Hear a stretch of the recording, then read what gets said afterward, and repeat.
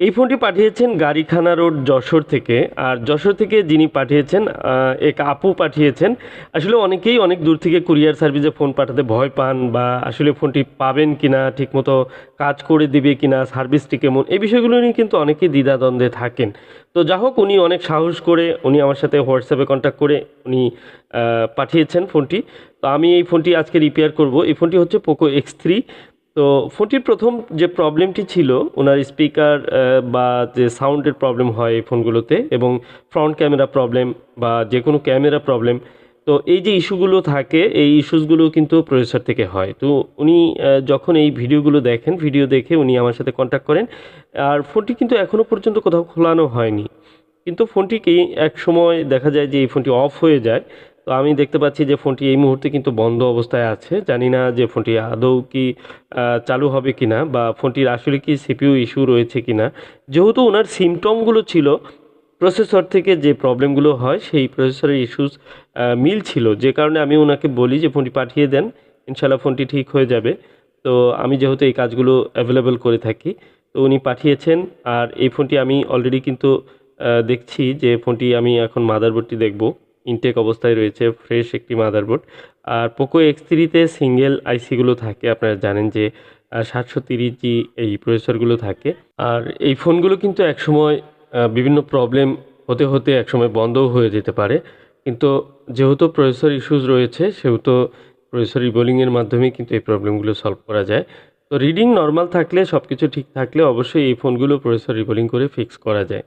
কিন্তু দেখুন, প্রসেসর রিবোলিংয়ের কাজগুলো অনেকে অনেক সহজ মনে করেন, আর অনেকেই কিন্তু এই ফোনগুলো তাদের লোকালি দেখান, কারণ অনেক দূরে কুরিয়ারে পাঠানো অনেক ঝুঁকি মনে করেন। অনেক বিশেষ করে এই যে এই ফোনটির কথা বললাম যে উনি সাহস করে পাঠিয়েছেন, কারণ হচ্ছে যে এই সাহসটি অনেকের থাকে না যে একটি ফোন অনেক দূরে পাঠাবেন। এবং কি আসলে অনেক বর্তমানে যে অনলাইনে কাজগুলো অনেকে করছেন, যারা করেন, তো এখানে বিশ্বাসের একটি বড় ব্যাপার থাকে।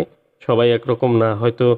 আহ, এখন আমি অনেক ভালো ভালো কথা বলছি, কিন্তু অ্যাকচুয়ালি আমি ভালোভাবে কাজ করছি না বা সার্ভিস ভালো পাচ্ছেন না, এরকম যদি হয়ে থাকে তাহলে আপনারা প্রতারিত হতেই পারেন।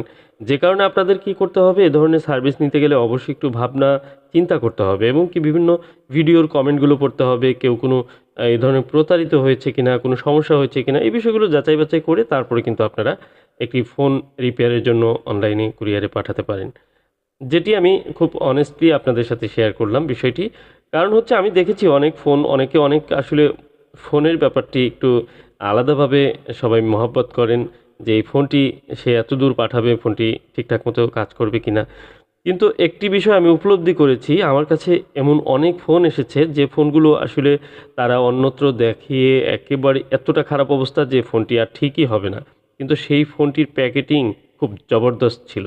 মানে একেবারে ৩-৪টি প্যাকেট, একটির ভিতরে আরেকটি, আরেকটির ভিতরে আরেকটি, খুব অনেক যত্ন করে কাপড় দিয়ে মুড়িয়ে, তারপরে অনেক টেপ মেরে অনেকভাবে প্যাকেট করে যত্ন করে পাঠিয়েছেন। কিন্তু ফোনটি এতটাই খারাপ কন্ডিশন যে অন্যান্য ফোনের চেয়ে খুবই খারাপ কন্ডিশন। তার মানে সে তার ফোনটিকে আসলে চায়নি কখনো যে ফোনটি খারাপ হয়ে যাক, হাতছাড়া হয়ে যাক, নষ্ট হয়ে যাক। যে কারণে উনি ঝুঁকি নিয়ে কোনো দূর দূরান্তে এই ফোনগুলো রিপেয়ার করতে পাঠানোর জন্য উনি সাহস করতে পারেনি। আর সেই কারণেই উনি এমন জায়গায় দেখিয়েছেন, যেখানে দেখিয়ে তার ফোনটি কিন্তু একদম খারাপ হয়েছে।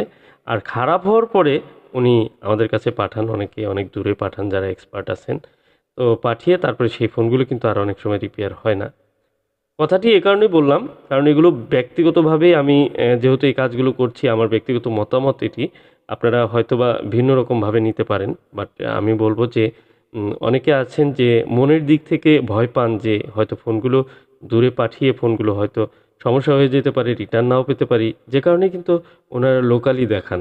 আর হুট করে দেখেই যখন ফোনটি ঠিক না হয়, তখন কিন্তু অনেক আফসোস করেন যে হয়তো আগে থেকে ভালো একটি জায়গায় দেখানো উচিত ছিল। কিন্তু যখন রিয়ালাইজ করলেন যে এই সমস্যাটি, তখন কিন্তু আর সেই সুযোগটি থাকে না। এখানে ভালো মন্দর বিষয় কিছুই না, যে অনেকেই কাজ করছেন। আপনার জেলাতে বা আপনার শহরে যদি ভালো কেউ কাজ করে, তাহলে তাকেই দেখাবেন। বাট খুঁজে বের করবেন অ্যাকচুয়ালি অভিজ্ঞ ব্যক্তিকে, তাকেই দিতে হবে। কারণ হচ্ছে যে এই কাজগুলোর কি হয় যে এমন কেউ নাই যে সে বলবে না যে আমি পারি না। সবাই এই কাজগুলো করতে চায়। সিপিইউ রিবোলিংয়ের কাজগুলো একেবারে খুব সহজ হয়ে গেছে বর্তমানে। সিপিইউ রিবোলিং, আমি শুধু সিপিইউ রিবোলিংয়ের কাজ করি বিষয়টি এরকম হয়ে গেছে ভিডিওটি আসলে, কারণ হচ্ছে যে সিপিইউ রিবোলিং নিয়ে আলাদা একটা ক্যাটাগরি তৈরি করতে চেয়েছি আমি, যেহেতু সিপিইউর কাজগুলো বর্তমানে প্রচুর পরিমাণে আসছে আর এই কাজগুলো করতে গিয়ে অনেক ফোন নষ্ট হচ্ছে। এই জায়গাতে আমার একটু ইচ্ছা ছিল যে এই ফোনগুলো যারা ইউজ করেন তাদেরকে একটু সতর্ক করা, সেই সাথে এই কাজগুলোর বিষয়েও একটু কিছুটা ইনফরমেশন সবাইকে দেওয়া। যে কারণে শুধু সিপিইউ ক্যাটাগরিতে আমি কাজ করছি। আর সিপিইউর কাজ করতে গিয়ে কিন্তু অনেক সময় অনেক জটিল কাজ, যেগুলো পাওয়ার সেকশনের কাজ, সফটওয়্যারের কাজ বা আ অনেক সময় দেখা যাচ্ছে শর্ট এবং চার্জিং, সাউন্ড, বিভিন্ন কাজই কিন্তু করতে হচ্ছে আমাকে। বাট সেটি কিন্তু সিপিইউ ইস্যুস আ হাতে নিয়ে কাজ করতে গিয়ে যখন এই প্রবলেমগুলো ফেস করছি তখন করছি। কিন্তু আপনি সরাসরি অন্য একটি প্রবলেমের জন্য আমার কাছে আসলে এই ফোনগুলো দিলে আমি সেই সময়টি আমি দিতে পারছি না। কারণ আমি শুধু সিপিইউ ইস্যু নিয়ে কাজ করা এই মুহূর্তে স্টার্টিং করেছি। আর প্রত্যেকটি বিজনেসেরই একটি আলাদা স্ট্র্যাটেজি থাকতে পারে। আর এটি হচ্ছে আমার, সেটি মনে করতে পারেন। কারণ সব ধরনের কাজই আসলে করা সম্ভব না। প্রচুর পরিমাণে কাজের চাহিদা রয়েছে, কাজ রয়েছে আপনার যদি অভিজ্ঞতা থাকে। আর সব মানুষের কিন্তু সব ধরনের অভিজ্ঞতা থাকে না। যেমন আমার সব ধরনের কোনো অভিজ্ঞতা নেই।